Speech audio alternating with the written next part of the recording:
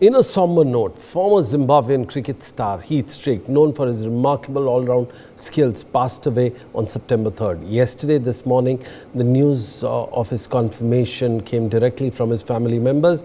Heath Streak's wife, Nadine, shared a heartfelt message on social media in the memory of her husband.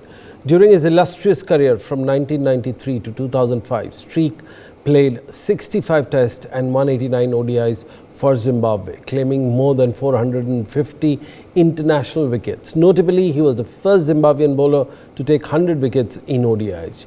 Now, shifting gears to the Asia Cup 2023, the first ODI match between India and Pakistan since the last World Cup 4 years ago ended in no result. Due to rains, Pakistan fast bowler gave Indian top order a tough time, but Ishan Kishan and Hardik Pandya's impressive 80s rescued India. However, the rain prevented the match from reaching its conclusion and the Pakistan advanced to the Super Fours. Again, in an exciting match today, we are now facing Nepal in a set-off of an international cricket showdown as a part of the ODI's Asia highly anticipated encounter taking place at the Palakele International Cricket Stadium.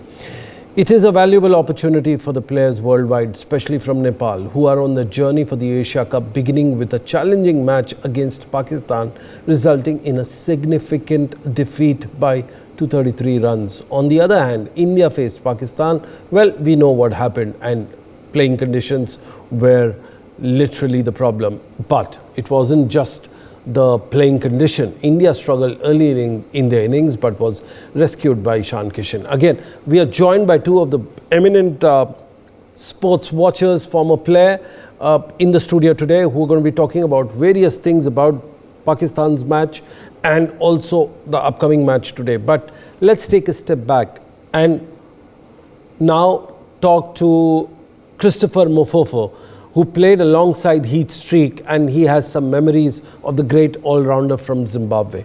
Christopher, thank you for joining in. I know it's a sad day for the world of cricket. Your views on your memories of Heath Streak, considering that he spoke your language and he's kind of a man, he was kind of a man that people loved all across the world, in leagues, in the national cricket team and everywhere. Your views?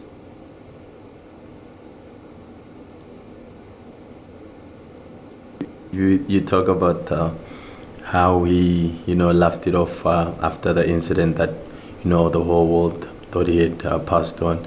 He took it and made it as a joke. He's just one of those people that always found, even when in a serious time, he found a way to make someone laugh, to find a way to make someone smile.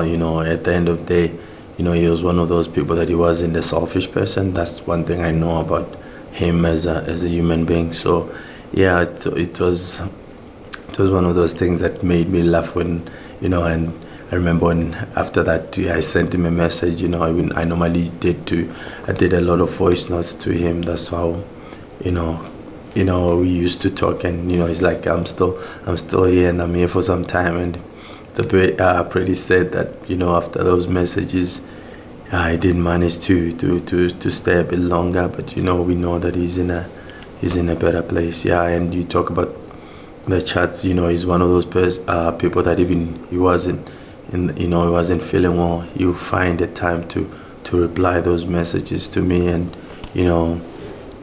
replying me in our local language, which is Ndebele, which is something that we always had that bond. Even when I was in the national team, for me, coming on from the other part of the side of Zimbabwe, the way we could even speak in our language, have a laugh, have a ball, have a joke, so it's just the same thing. Even when he wasn't feeling well, send messages, the chats and we would talk in our local language. So I've always called him a Ndebele warrior. For me, he was always a warrior for our province, not only our province, for our nation. And for me, he was always a fighter, and even despite how this sickness came upon him, he still fought. I remember the last message that he said, we'll fight this, and I thought he was going to fight it all the way, but God has got his own plans, and we can't change how it has gone, but we will always cherish the moments and the times that we had. And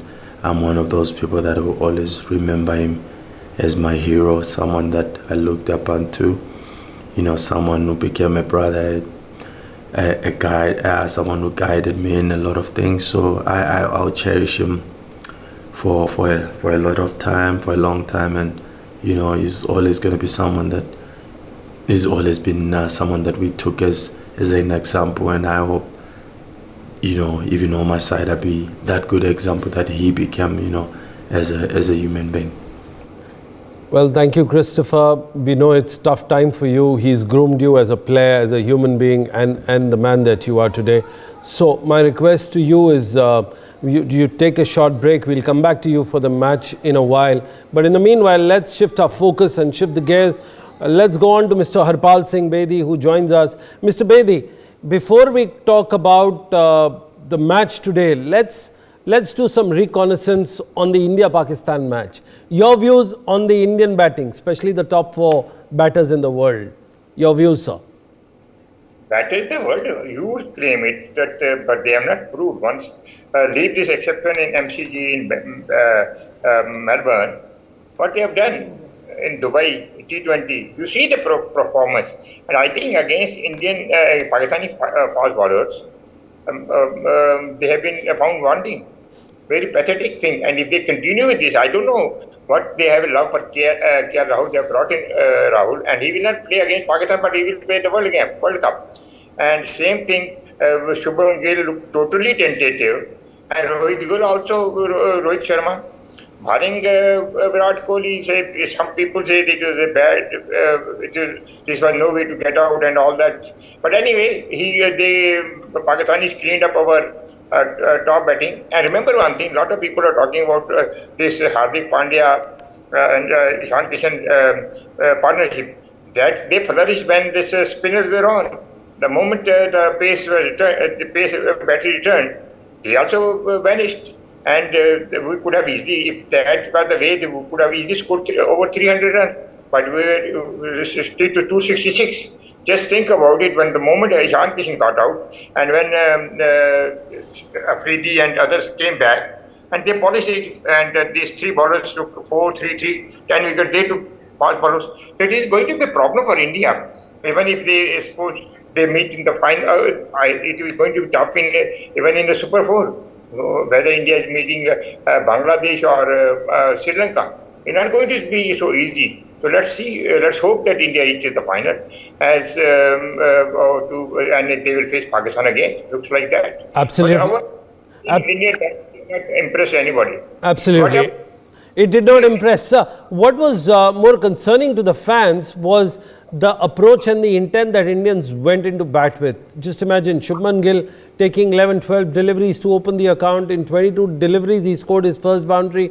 Do you think that they were actually playing the seam away and the shine of the ball away and then go on to it? Was it like a test match kind of a thing? Especially at a time when you have Baz ball which goes in for 350 plus, irrespective of the pitch and the condition. Your views, sir? In test match, they knew that it's a 50 over match. They have to score. It's not a question of taking away seam and playing away the seam. No. How long they could have done it? These 3 bowlers had 30 overs. And I think it is rather a poor, amateurish captainship by Babar Azam. If he had continued with this thing, pace attack, India may have left with 150 or 160 runs. That was the question. That is the face the facts. That you see, we have played up our batsmen. We have been hyped so much that we do not see anything. Now you claim or we claim that they are the best batters, but where they have proved that they're best in IPL or at home. Have they won any ICC tournament, World Test Cricket Championship? What they have done? So everything is it revolves around us. We claim that they are best, but they have not proved. And this over misused word that class is permanent, is form is temporary. This is most abused or rather nonsensical term. You have to produce a form when you need it. You can't produce a form after in IPL and say, look here, this is my form, I'm permanent.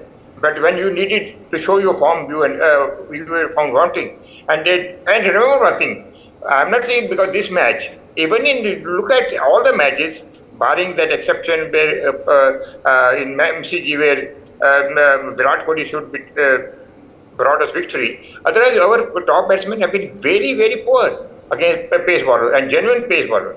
So it will be very tough for India also in World Cup. Remember, if you continue with, I don't know what is the fascination for KL Rahul. Bring him again, and what is Dravid doing? And a lot of people are now criticizing and very so-called top experts that why Rohit Sharma elected to bat. No, that is a different thing that the match is washed out. Very valid point, sir. Considering that India had 4 bowlers, the 4 fast seamers into the pitch, and what they do, they win the toss and go in for bat. Very valid point, sir. And your fascination point with KL Rahul, sir, the fans are absolutely dismayed on Coach Rahul calling the batter Rahul or the wicketkeeper who's still not very fit. What do you make of the situation, especially before the World Cup? It is very dismal and a very depressing situation. Remember this thing. Pakistanis are traveling here from Sri Lanka to Pakistan, Sri Lanka, whatever you may say. They give the credit to them. They're praying and they're winning very convincingly. What we are doing, we have parked ourselves in Sri Lanka. What we are doing there? Nothing. We played one match and survived. Now we are playing against Nepal. Thank God they have brought Nepal in this pool. Otherwise they would have been upset. So I think the ACC had a hunch that it's not going to be smooth sailing for India to be in the final. They need money also. So they at least top 4 may, so India will be there. So let's see what happens. But one thing, what I'm saying is that when we are talking about batting, see, don't blame Rohit Sharma also. This is the coach also. Dravid must have also advised him to bat first. It's not the Sharma's only decision. So Dravid is getting away with murder nowadays. Nobody is asking him anything because of his the profile. He has kept it and maintained it. But otherwise, his managership or mentorship or whatever as a coach has been disastrous so far. Absolutely. You've made a point. There are 13 tournaments that he's not won on the trot, including the loss to West Indies, which hasn't happened for India. But moving on to today's game. Sir, 2 important things happened. A, KL Rahul walks in today to prove his fitness, considering that the team is going to be announced tomorrow. And Jasprit Bumrah takes a step back and flies back to India at a time when he's just returned from the emergency. So this parental, this fatherhood thing calling and leaving the tournament in between, going back, do you think it qualifies for something like this, especially when they are contracted player, they know they have to play in X amount of time for the country? Your view, sir? A joke. Now this fatherhood is not even a one-day affair. He knew it that is going to happen. He could have stayed back. What is the whole idea of flying there and coming back and making a big news, and then KL Rahul making against poor Nepalese and hammering him, and then says so the class is returned. So this is all basically a farcical thing. You know what all the people, they have domestic problems. Everything is there and accepted there. People want to be there when the child is born. It is accepted. Then he should have stayed back and then call back again. What is the harm? Now, why to go there for 4 or 5 days and come back? Because the board has a lot of money. So find it and make it a news. Bumrah is coming back and Bumrah is going again. I see no reason. He should have stayed back and then gone to play again if the final, as expected, that we'll be in the last 4. But KL Rahul, and then you are not giving Ishan Kishan anything. I have some feeling somewhere that it's a top, I can't use the word, but what they are doing is that if you don't have a godfather in this team, it is very difficult to survive. That is what is happening to Ishan Kishan type people. And it is a fascination for the selectors, plus Rahul Dravid and Rohit Sharma, whom they like, they will take it, whether they play or not. And you have seen how they have been picking. Our top batsmen have never given us this confidence. The moment they enter the field for batting, it looks they are being forced to bat against the top class fast bowling. So KL Rahul is willing to give the wicket if so be it, because he is going to be selected in any case. That is the case nowadays. Well, to make your point a little stronger, let me read out a stat that a fan has just sent. Under Rahul Dravid, they've lost the WTC final, lost the T20 World Cup semi-finals, lost in Asia Cup, lost in ODI series versus Bangladesh, lost home series against Australia, for the first time lost T20 against Sri Lanka, and for the first time they've lost 350 target chasing in a decider match, and many more things, including the West Indies tour. For the first time, lost T20 series versus West Indies. Yes, there has been a series of loss under the manager, the coach, the captain, and still the fascination for KL Rahul continues. You make your point, sir. It is very amazing, and I think today's match is not worth discussing unless there is a big upset. It will be like India beating Brazil in football. So that I don't think if it happens, then India doesn't deserve to be there. But having said that, I think Indians will get a chance. Like I was in 2007, I was in West Indies when we were virtually out. We got to play against Bahamas, and everybody pent out frustration on poor Bahamas side, who were semi-professionals, and we scored over 400 runs. Everybody who was anybody scored good runs. But that will be the case with, I hope, that will be the case with again Nepal. But it is nothing, neither here nor there. In any case, if match is washed out, India will be in Super 4. If match is played, I hope India wins. Then India will be in Super 4. Now the question is whether India tops the pool or not. That may be the important thing. But in any case, you are going to play either Sri Lanka or Bangladesh. It's not much of a choice. So Absolutely. if you play in semi-final either Bangladesh or Sri Lanka, so you will prefer to play Bangladesh in rather playing Sri Lanka in Sri Lanka. That will be the problem for India. Well, very interesting. Let's take a view from Christopher Mufofo, who I think is back from his, I think from an emotional discussion on Heat Streaks passing away. Christopher, if you could hear us, your thought about the match today, Christopher? India versus Nepal, yeah. I think today's encounter is going to be a good one. Like you're saying that these days you don't talk about minnows, you don't talk about teams just getting rolled easier. So I still believe that Nepal is going to give India a good run, but I'm sure India is going to come through and win this game. But you don't want to take anything lightly or for granted, and I know the Indian guys will not even, definitely they will not take it for granted. I'm sure today's game is going to be a good one. And also on the side of Nepal, I think it's their time and their chance to show the world that yes, they might be called the young boys of the world cricket, but I've seen they've got some real good players that can play at the highest level. So I'm sure that we'll see some good performance, especially from their the opening batters. I've seen how good they can be. We saw how they played in Zimbabwe in the qualifiers. So I'm sure they'll definitely give India a run for their money. But I'll still say India will come on top and win this. Well, thank you, Christopher, for joining us from Zimbabwe on the show today. Before we wrap our show, I'd like to get a quick word from Mr. Harpal Singh Bedi. Mr. Bedi, you've been watching cricket for over 4 decades, watching, reporting, writing, and analyzing the game critically. Tomorrow is a big day for India. The team is going to be announced. What are the 2 notable changes that you would see in the team that would come in? And what is the surprise factor here? No, I don't see any change because what the team say and people claim that this is the authentic team. Everybody says that if you go by that team which has come into the media, there is no change. Ishan Kishan is not there, which is not there. It will be very surprising. A man who has saved you against Pakistan, whatever it was, he's not finding a place. Sanju Samson is out, KL Rahul is in. So it remains to be seen how far this is correct. I don't. If everybody who has given the news, they claim that it is authentic and virtually confirmed by BCCI sources. This has become now also BCCI is also becoming a joke. Earlier, it used a proper press conference, proper briefing. Selectors used to take questions or even a statement. Now they plant a story, or rather, people get a story. Now, what is the use of having a selection tomorrow when everybody knows and everybody is given with violent story that this is the team? So, if a reporter is giving a violent story, we have to trust the reporter because nobody takes a risk like this. And they say this is the team. This is a confirmed team.